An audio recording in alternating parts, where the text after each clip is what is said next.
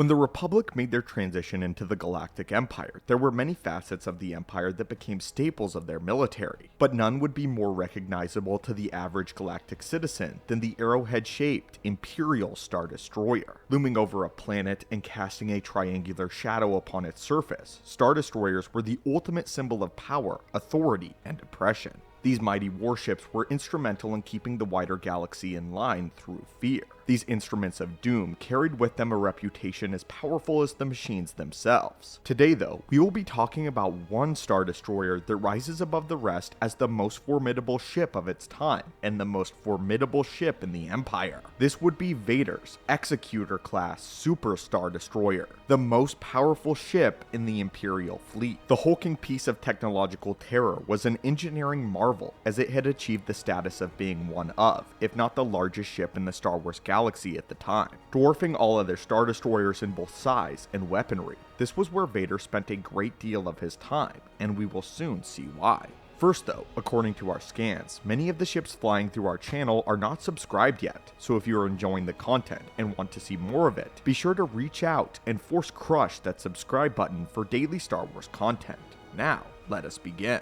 19 kilometers or 11.8 miles long and costing upwards of 325 billion credits. The Super Star Destroyer was the largest and most ambitious dreadnought ever constructed. The Imperial Senate was kept in the dark about most of its construction, and the Empire lied to the Senate about how large it actually was. They did this in order to deceive them, as if the true purpose of the Super Star Destroyer was revealed, they would not get approved for the funds necessary to build such a monstrosity. Codenamed Project Sarlacc, the Executor was one of several dreadnoughts built by the Empire in order to assert total dominion over the galaxy. Though despite there being several models, the Executor was by far the largest, tied only to the Vengeance class. It was basically an entire city on a ship, and had multiple hangar bays in which it could house and service large freighters, and even other Star Destroyers. Despite its size, it had impressive movement speed, and it was fitted with 13 massive engines. The Executor had over 5,000 weapons emplacements, including turbo blasters, assault concussion missile launchers, and ion cannons. With warships able to direct all power to their energy weapons, the Executor class had at least 100 times more firepower than an Imperial class destroyer. Its shields handled much of the power generated, an amount equivalent to the total power of a medium star, and it was even equipped with a cloaking device to make deadly sneak attacks on unsuspecting target fleets. Yes, it could take out entire fleets with one ship.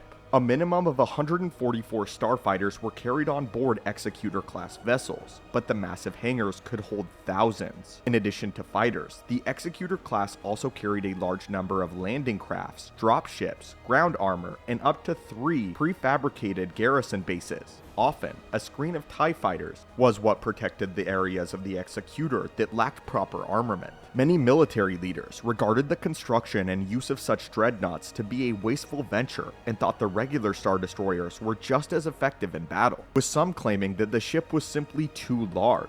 Up until the Clone Wars, dreadnoughts had all but fallen out of style in most navies, and especially within the Republic's navy. However, these large ships made a resurgence over the course of the Clone Wars, and stayed in fashion during the era of the Empire. The idea behind the Executor was not practicality or the functionality of these mechanical monstrosities, but what they represented. Adhering to Kuat philosophy and psychological effect in starship design, or terror styling, the Empire believed that the immense size of an Imperial-class Star Destroyer was largely responsible for its ability to intimidate opponents. So naturally, the best way to intimidate them further was to go bigger, though the functionality would be called into importance, especially at the behest of the Empire following the unexpected destruction of the Death Star. 4 more Executor-class Super Star Destroyers were put out to compensate for the sudden loss in threatening power, after they lost a lot of credit when the Death Star blew up, and Vader would make one his personal base of operations, while he obsessively searched the galaxy for Luke Skywalker. Once the Emperor was slain and the Empire was broken up after the Battle of Endor, the New Republic would begin taking down these dreadnoughts one by one, and even some of these ships were abandoned completely, as the remnants of the Empire could no longer sacrifice the crew necessary to man one. Mon Mothma had stated once that even if the Alliance were able to capture one of these super star destroyers, that trying to pilot one would be out of the question, as it demanded a crew of at least 280,000 officers, gunners, and other enlisted servicemen. Despite their fall from glory though, it shouldn't be undercut their power or significance, as these ships had outlasted both Death Star battalions and were only put out of order due to the Empire's dwindling numbers. None of them were actually defeated. This may be that during the era of Exegol, and when Palpatine's spirit fled there, he decided to pour all of his resources into Star Destroyers rather than another massive superweapon, as none of the Executor class Star Destroyers actually fell in battle during the Galactic Civil War, and this was definitely one of the most feared ships in the entire galactic history.